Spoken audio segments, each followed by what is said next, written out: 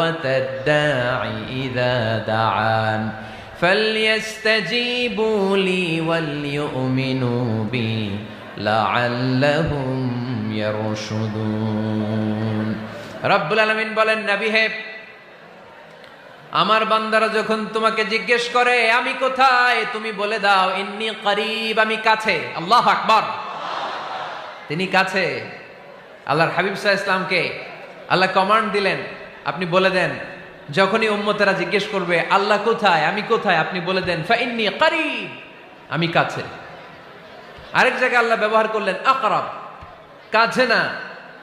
করিব মানে কাছে, আর আকরাব মানে সবচাইতে কাছে।